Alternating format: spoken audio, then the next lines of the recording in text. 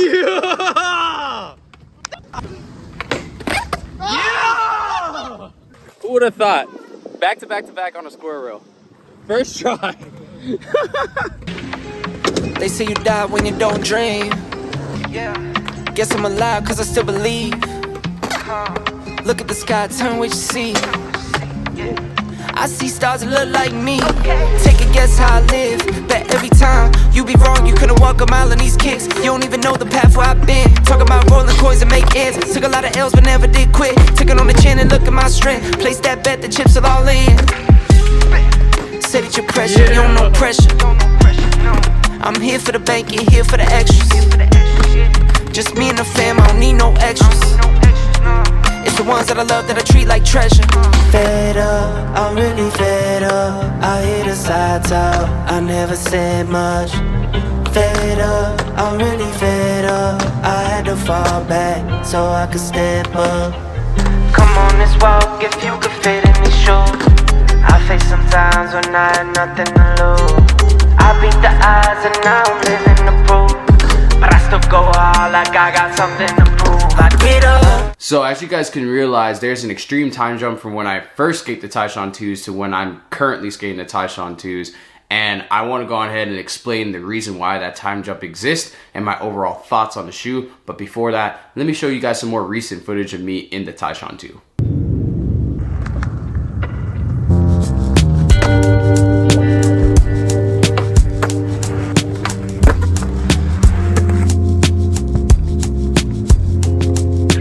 This shoe is a cup sole silhouette. It is a low top shoe and it is wider than the first two models of Tyshawn, that being the Tyshawn and the Tyshawn Low. This lower silhouette features a double stitch toe box, and the vamp going into the heel counter coming back around is all leather except for the heel at the back here being made of mesh for breathability, the inside being made of mesh for breathability, and a couple preparation points on the shoe. This shoe features quick strike in the midsole, which is supposed to be your impact protection to make this shoe more of a cup sole impact protective shoe, and I think the quick strike does work. But with this shoe, it only stays in the heel until about the arch of your foot and it doesn't go into the toe, which is something very important. Because when it comes down to taking impact in this shoe, I found that my forefoot couldn't handle the impact as well as my heels did.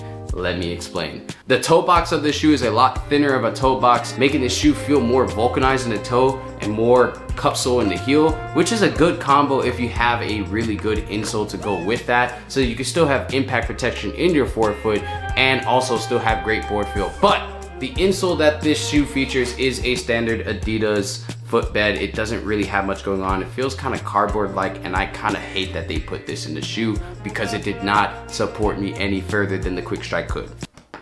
The insole was not good. I did end up putting a different insole in here, but with how low that this silhouette sits, what already doesn't really come up to the ball of my ankle now also had my foot almost standing outside of the shoe. This shoe sits really low. It honestly sits lower than a Lucas Puig shoe. So if you guys like skating the Lucas Puig, you'll probably still be fine with this shoe, but I was not a fan of how exposed my ankles were when I was in this shoe. That sounds insane, actually. Because of how exposed my ankles felt in this shoe, and with the wider silhouette even going towards the heel, I had to make sure that this shoe was tied tight around my foot, so then I didn't roll my ankle any more than I probably already have in the shoe. This shoe is a lot more durable than the first two models though, which is awesome, and it could be because of this is an all leather version, but I think that this shoe is actually just built more durable because it feels more tanky. This shoe didn't get a hole in it throughout the entire time I've been skating it, and I think collectively I've skated it for about a month and a half, which is pretty good. I know I didn't stay in the shoe straight through from November or whenever I bought this shoe all the way until January when I stopped skating the shoe officially, but I have been in the shoe a decent amount, and every single time I've skated this shoe, I've had different feelings of it. But one consistent feeling I've had about this shoe is that my tricks felt very detached if they weren't rotation tricks. The sole here I find is not as deep on the treading as the first two Tyshawn models. And though the shoe had a lot of grip in the beginning, as I continued to skate this shoe, it lost its grip a lot faster than the first two models. And it's literally because its grip isn't as deep in the grooves. As that started to go away, I started slipping off my board a lot easier, and I skate a lot of Cloud 9 grip tape. that grip tape is one of the grippiest grip tapes I've ever skated without being as abrasive to my shoe. I found that there's literally no reason for me to be slipping off of tricks as much as I have in the shoe, because I took the Tyshawn lows to the same exact board and wasn't slipping off of my tricks. So I don't know what that's all about. I think they just need slightly deeper grooves and it will improve the shoe. The thing about the shoe I really liked in the beginning was its look. Its aesthetic was insanely good, and this model sold out very fast when it first dropped. I was really hyped to get my hands on them as quickly as I did because Cowtown kind of came through and I was able to show up right on time to get the last 9.5. But as I continued to skate this shoe, that two-piece toe cap right here, it started to lose its good look like very fast. I think within week 2 I was already fraying at that two-piece toe, and I think Emery was too. He was the only other person I saw skating the shoe who wasn't Zach Saracena and occasionally Tyshawn in his shoe, though I've been seeing him skate his one a lot more, and maybe it's because they're going to phase out the one, he's going to stick to the two,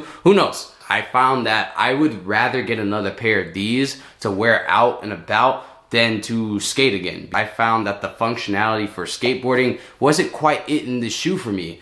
Though I really love the look of this shoe, I don't think I could see myself skating this shoe again. The shoe offers a lot of great technology, but I think it needs to be offered in a slightly taller silhouette, maybe a mid-top in the future, although I've been told that a mid-top may not come to this shoe.